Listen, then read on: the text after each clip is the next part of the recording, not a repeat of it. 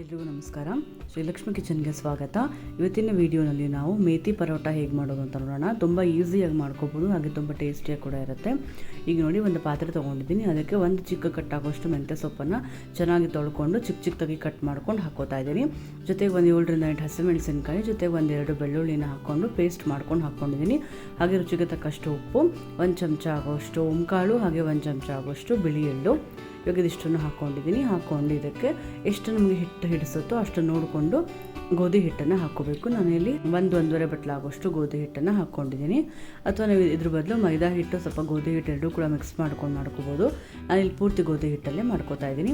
ಈಗ ಇದಕ್ಕೆ ಸ್ವಲ್ಪನೇ ನೀರು ಹಾಕ್ಕೊಂಡು ಚೆನ್ನಾಗಿ, ಈಗ ಚಪಾತಿ ಹಿಟ್ಟು ನಾವು ಹೆಂಗೆ ಕಲಿಸ್ಕೋತೀವೋ ಅದೇ ರೀತಿ ನಾವು ಅದನ್ನು ಕಲಿಸ್ಕೋಬೇಕಾಗತ್ತೆ. ತುಂಬ ಜಾಸ್ತಿ ಅಳಕ ಮಾಡೋಕ್ಕೆ ಹೋಗಬಾರ್ದು, ಸ್ವಲ್ಪ ಅದು ಗಟ್ಟಿಗಿರಬೇಕು. ಆ ಥರ ನೋಡಿಕೊಂಡು ಚೆನ್ನಾಗಿ ಈಗ ಕಲಿಸ್ಕೋಬೇಕು. ಕಲಿಸ್ಕೊಂಡು ಒಂದು 10 ನಿಮಿಷ ಅದನ್ನು ನೆನೆಯೋದಕ್ಕೆ ಬಿಟ್ಬಿಡಬೇಕು. ಈಗ ಒಂದು 10 ನಿಮಿಷ ಆದಮೇಲೆ ಚೆನ್ನಾಗಿ ಈಗ ನಾದ್ಕೋಬೇಕು. ನಾವು ಎಷ್ಟು ಚೆನ್ನಾಗಿ ನಾದ್ಕೋತೀವೋ ಅಷ್ಟು ಚೆನ್ನಾಗಿ ನಮಗೆ ಸಾಫ್ಟಾಗಿ ಬರುತ್ತೆ. ಹಾಗೆ ಎಡ್ಜಸ್ ಕೂಡ ಕ್ರ್ಯಾಕ್ ಆಗೋಲ್ಲ, ಕ್ಲೀನಾಗಿ ಬರುತ್ತೆ. ಈಗ ನೋಡ್ತಾ ಇರ್ಬೋದು, ಚೆನ್ನಾಗಿ ಅದನ್ನು ಹಿಟ್ಟನ್ನು ನಾದ್ಕೋತಾ ಇದ್ದೀನಿ. ಈಗ ನಮಗೆ ಯಾವ ಸೈಜದ ಪರೋಟ ನಾವು ಮಾಡಬೇಕು ಆ ಸೈಜಿಗೆ ಅಷ್ಟು ಹಿಟ್ಟನ್ನು ತೊಗೊಂಡಿದ್ದೀನಿ. ತೊಗೊಂಡು ಸ್ವಲ್ಪ ಮೇಲೆ ಹಿಟ್ಟು ಉದುರಿಸ್ಕೊಂಡು ಚೆನ್ನಾಗಿ ಅದನ್ನು ತೆಳ್ಳಗೆ ಲಟ್ಟಿಸ್ಕೋಬೇಕು.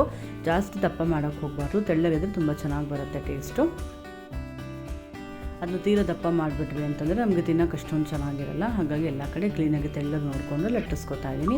ಈಗ ನೋಡ್ತಾ ಇರ್ಬೋದು, ಇಷ್ಟು ತೆಳ್ಳಗೆ ಅದನ್ನು ಲಟ್ಟಿಸ್ಕೊಂಡಿದ್ದೀನಿ.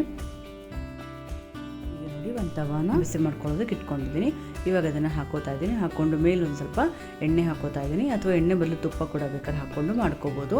ಇವಾಗ ಎರಡೂ ಕಡೆ ಚೆನ್ನಾಗಿ ಎಣ್ಣೆ ಹಾಕ್ಕೊಂಡು ಚೆನ್ನಾಗಿ ಬೇಯಿಸ್ಕೋಬೇಕು. ಈಗ ನೋಡ್ತಾ ಇರ್ಬೋದು, ಈಗ ಎರಡೂ ಕಡೆ ಕೂಡ ಆಗಿದೆ.